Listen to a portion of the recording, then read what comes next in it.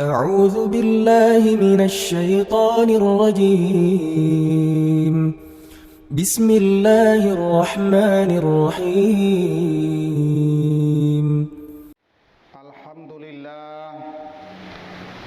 Alhamdulillahil badiil hadi ila bayani mahya'ir rasyadi amadda arbaban nuha wa rasama samsal bayani fi suduril ulama.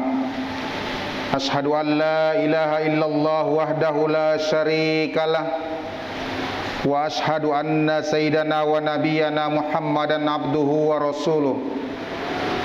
Allahumma fassalli wa sallim ala hazan nabiyil karim wa ala alihi wa ashabihi ajmain. Amma ba'du, fa ya ayyuhal muslimuna rahimakumullah, usikum binafsi bitaqwallah, faqad fazal muttaqun. Wa qad qala Allah subhanahu wa ta'ala fil Qur'anil Karim, bismillahirrahmanirrahim. Innal ladzina qalu rabbuna Allah summa istaqamu tatanazzalu alaikumul malaikatu alla takhafu wa la tahzanu wa absiru bil jannati allati kuntum tu'adun.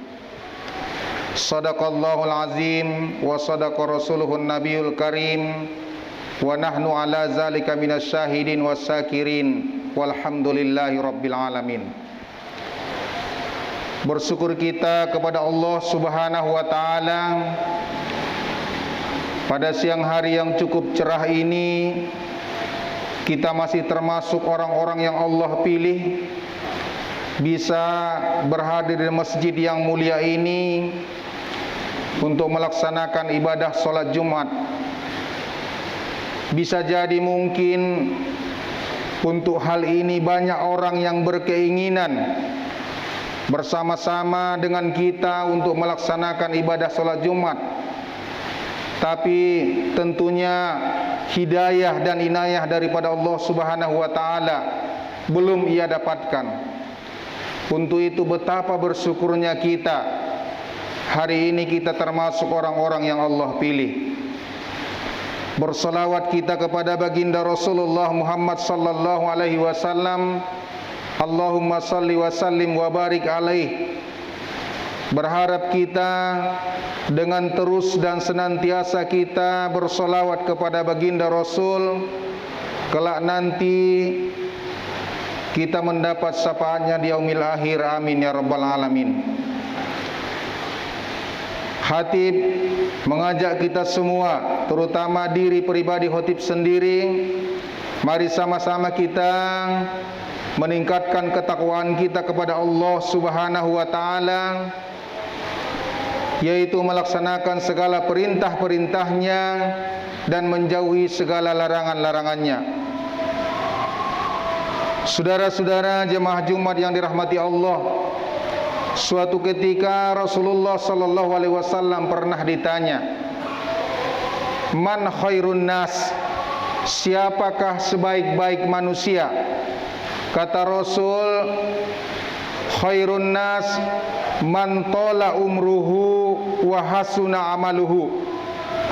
Sebaik-baik manusia itu adalah orang yang umurnya panjang, wa hasuna amaluhu, dan dalam umur yang panjang itu dia isi dengan penuh kebaikan-kebaikan dalam setiap tingkah dan perbuatannya.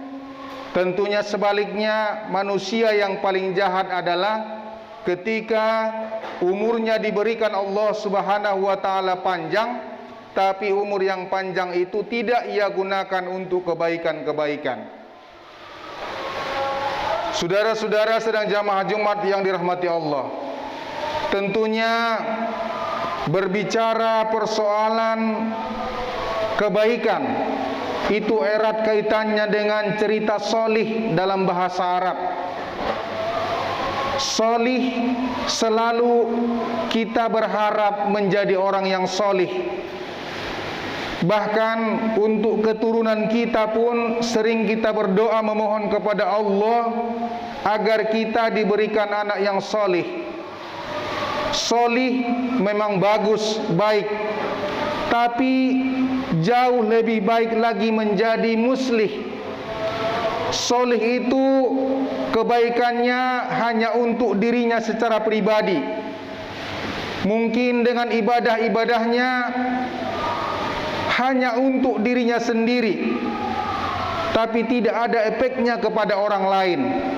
Tapi ketika kita menjadi seorang yang muslih, kebaikan-kebaikan yang ada dalam diri kita itu bisa kita tularkan kepada orang lain. Artinya apa? Lebih baik kita menjadi muslih dibandingkan hanya sebatas solih.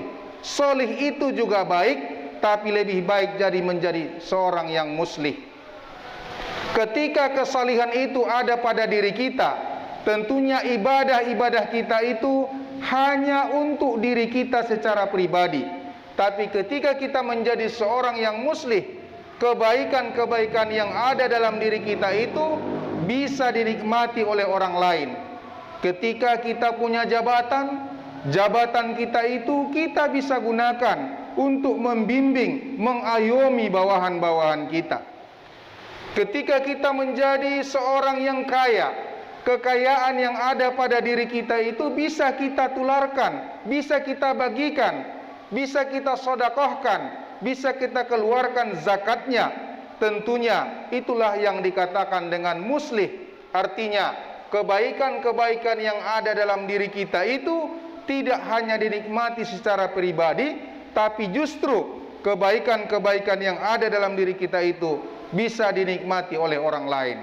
Saudara-saudara sedang jamaah Jumat yang dirahmati Allah, dalam hal menjalani muslih, kesalihan yang tentunya kesalihan itu tidak hanya untuk diri kita, dituntut kita untuk menjadi seorang muslih yang istiqomah.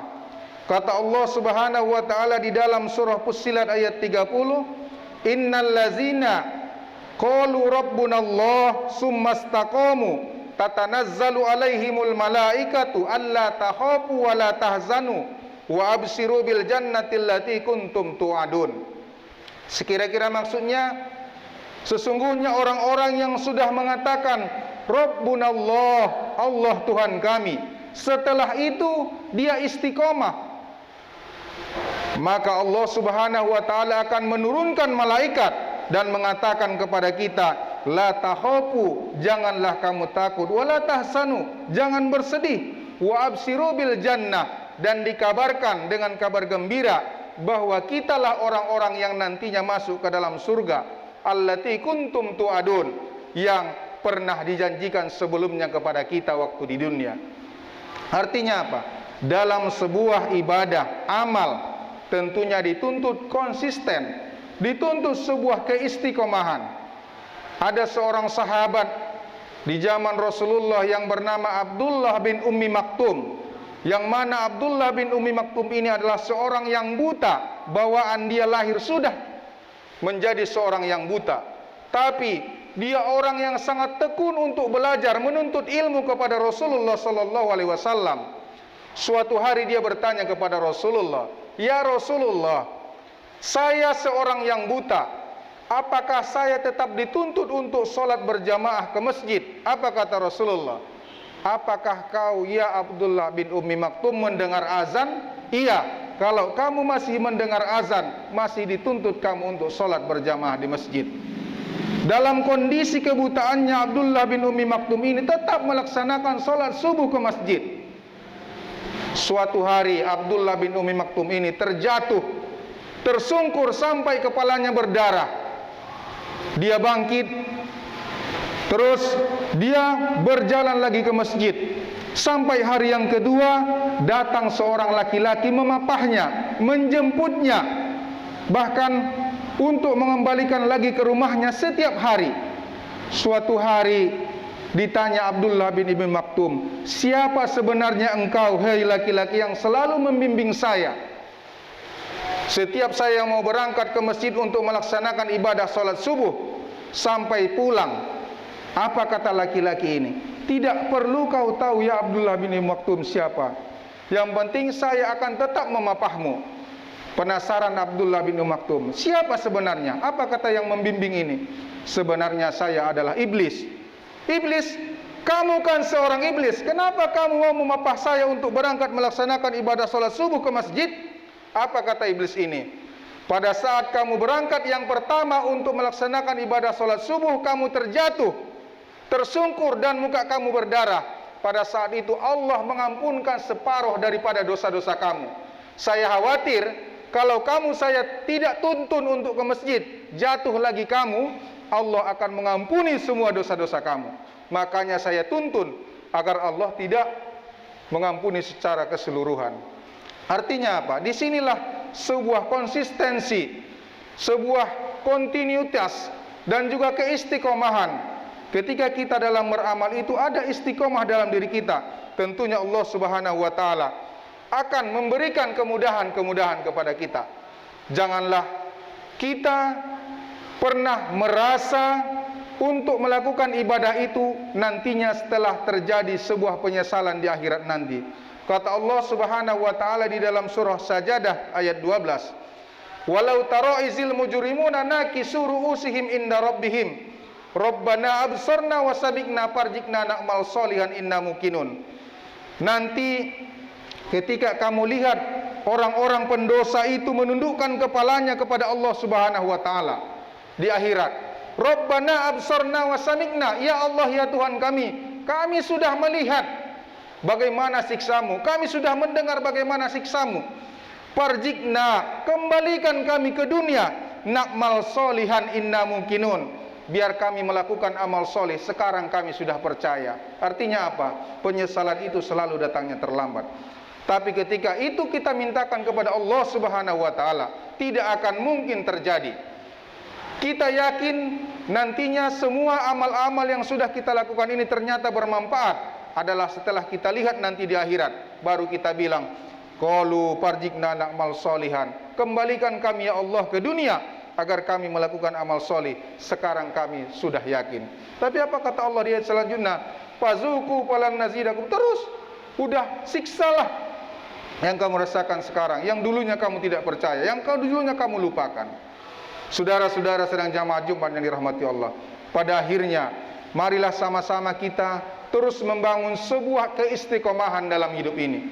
Tidak perlu terlalu banyak mungkin amal yang kita lakukan, tapi ketika amal yang sedikit pun, ketika kita kontinu istiqomah kita menjalaninya, Allah Subhanahu wa taala lebih menghargai itu. Bahkan kata Rasul, ahabbul akmali adawamuha wa in qalla.